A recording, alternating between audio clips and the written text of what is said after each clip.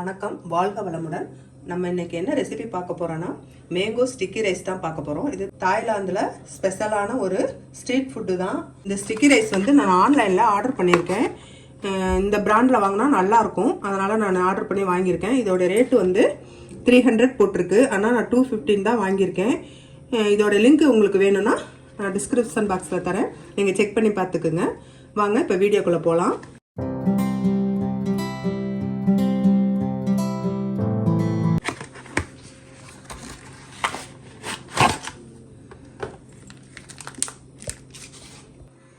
பாருங்க, இந்த ரைஸ் வந்து வேக்கம் பேக்கில் தான் அனுப்பிச்சிருக்காங்க. நம்ம ஊர் பச்சரிசி மாதிரியே இருக்கு பாருங்க, பெருசு பெருசா இருக்கு. வாங்க இதை இப்போ கட் பண்ணி பார்க்கலாம் எப்படி இருக்குன்னு.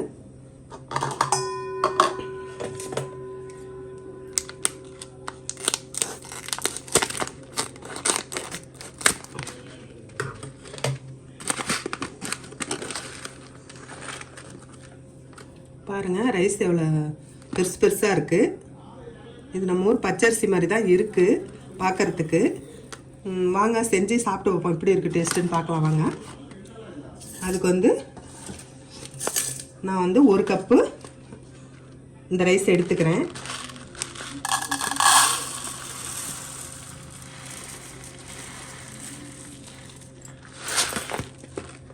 இதில் 1 கப் ரைஸு எடுத்து நல்லா 3 to 4 டைம்ஸ் நல்லா கழுவிட்டு ஒரு 1 hour ஊற வச்சுக்கலாம். இப்போ வந்து ரைஸை வந்து 3 to 4 டைம்ஸ் கழுவிட்டு வந்தாச்சு. இப்போ வந்து இதில் 1 கப்பு நம்ம ரைஸ் எடுத்துருக்கோம். நான் 1 கப்பு தண்ணி சேர்த்துக்கிறேன். அதில் 1 கப்பு தண்ணி ஊற்றிக்கலாம். இப்போ வந்து இந்த அளவுக்கு இருந்தால் தான் ரைஸ் வந்து நல்லா ஸ்டிக்கியாக இருக்கும், அதுக்காக நான் 1 கப்பு ஊற்றிருக்கேன்.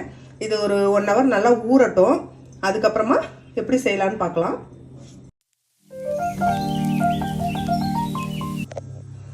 வாங்க, இப்போ வந்து ஸ்டிக்கி ரைஸ் வந்து 1 மணி நேரம் நல்லா ஊறிடுச்சு. இப்போ நான் 1 கப் அரிசிக்கு 1 கப்பு தண்ணி வச்சுருக்கேன். இப்போ நம்ம அதை வந்து குக்கரில் கொஞ்சமாக தண்ணி ஊற்றிட்டு ஸ்டீம் பண்ணிக்கலாம். இப்போ இதை வந்து வச்சு ஒரு 1/4 மணி நேரத்துலேருந்து ஒரு 20 நிமிஷத்துக்குள்ளே நம்ம இதை ஸ்டீம் பண்ணி எடுத்துக்கலாம்.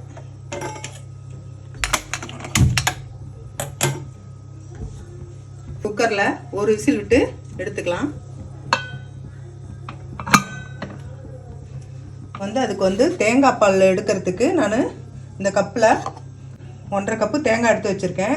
இதில் ஒரு 1/2 கப்பு தண்ணி ஊற்றி திக்கான பாலாக எடுத்துக்கலாம்.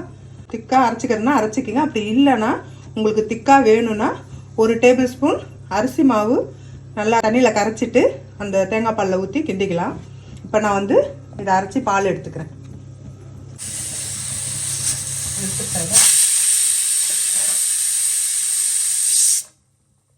இப்போ ஒரு விசில் விட்டு ஸ்டவ் ஆஃப் பண்ணியாச்சு. இப்போ வாங்க எப்படி இருக்குன்னு பார்க்கலாம்.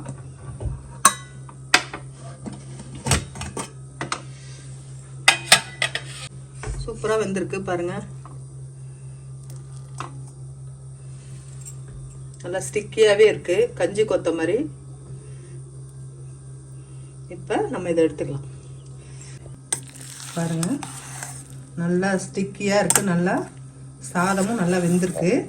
இப்போ வந்து நம்ம இதில் வந்து தேங்காய் பால் ஊற்றி ஒரு 1/2 மணி நேரம் ஊற வச்சுக்கலாம். நான் 1 கப்பு ரைஸுக்கு 1 கப்பு நல்ல ஒரு முத்தின தேங்காயாக எடுத்திருக்கேன். நல்லா பால் திக்காக இருக்குது. இப்போ நான் அதை ஊற்றி மிக்ஸ் பண்ணிக்கிறேன்.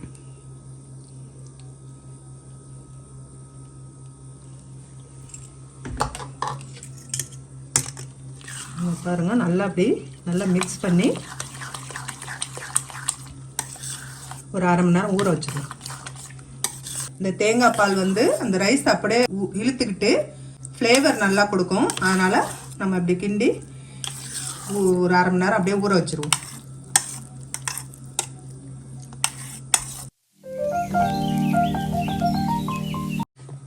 தேங்காய் பாலோட நம்ம 1 டேபிள் ஸ்பூன் அரிசி மாவு போட்டு நல்லா நம்ம கரைச்சிக்கலாம். நான் மிச்சம் இருக்க தேங்காய் பாலை அதில் கொஞ்சமாக சேர்த்து மிக்ஸ் பண்ணிக்கிறேன்.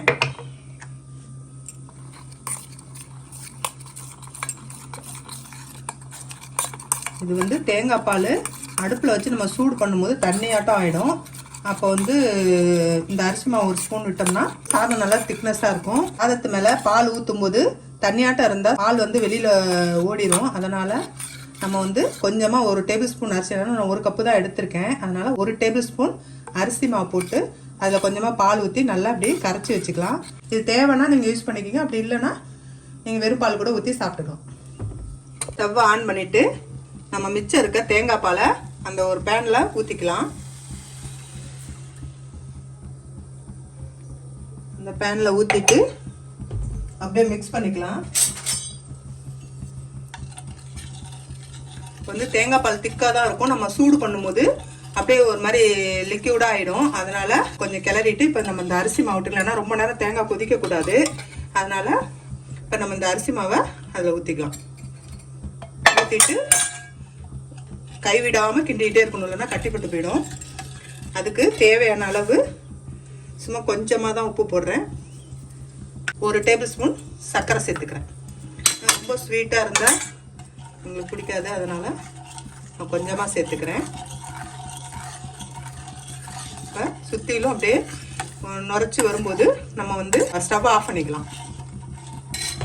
நல்லா தேங்காய் பால் வந்து திக்காயிடுச்சு. இப்போ நம்ம ஸ்டவ் ஆஃப் பண்ணிக்கலாம். இப்போ நான் வந்து இதுக்கு வந்து பங்கனப்பள்ளி மாம்பழம் எடுத்திருக்கேன். இப்போ நம்ம இதை பீல் பண்ணிவிட்டு கட் பண்ணிக்கலாம்.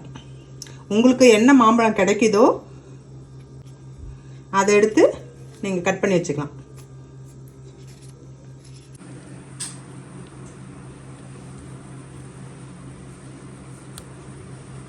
மாம்பழத்தை இது மாதிரி கட் பண்ணி வச்சுக்கோங்க.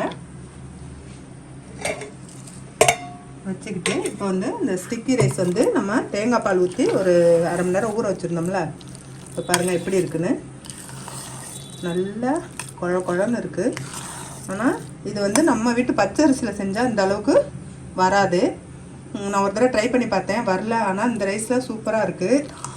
இதோடைய லிங்க் வந்து டிஸ்கிரிப்ஷனில் தரேன், செக் பண்ணி பார்த்துக்குங்க. இது வந்து என் பொண்ணு துபாய் போனப்போ சாப்பிட்டுட்டு சூப்பராக இருக்குன்னு சொல்லி செஞ்சு தர சொன்னான். அதனால் நான் வந்து இந்த ரைஸை ட்ரை பண்ணலான்னு பண்ணேன். நீங்களும் செஞ்சு பார்த்துட்டு சாப்பிட்டு பார்த்துட்டு எப்படி இருக்குன்னு சொல்லுங்கள். நான் சாப்பிட்டு பார்த்துட்டு சொல்கிறேன்.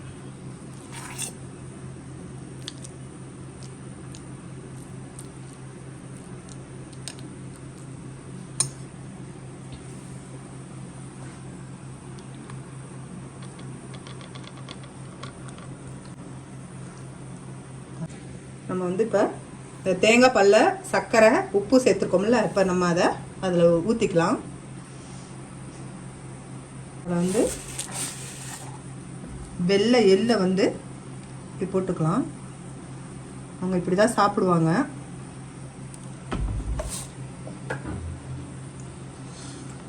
சூப்பரான தாய்லாந்து மேங்கோ ஸ்டிக்கி ரைஸ் வந்து ரெடி ஆயிடுச்சு. இதை சாப்பிட்டு பார்த்துட்டு எப்படி இருக்குன்னு சொல்லுங்கள். இந்த வீடியோ உங்களுக்கு பிடிச்சிருந்துச்சுன்னா லைக் பண்ணுங்கள், ஷேர் பண்ணுங்கள், கமெண்ட் பண்ணுங்கள். கவி விலாக்ஸ்க்கு சப்ஸ்கிரைப் பண்ணுங்கள். தேங்க்யூ.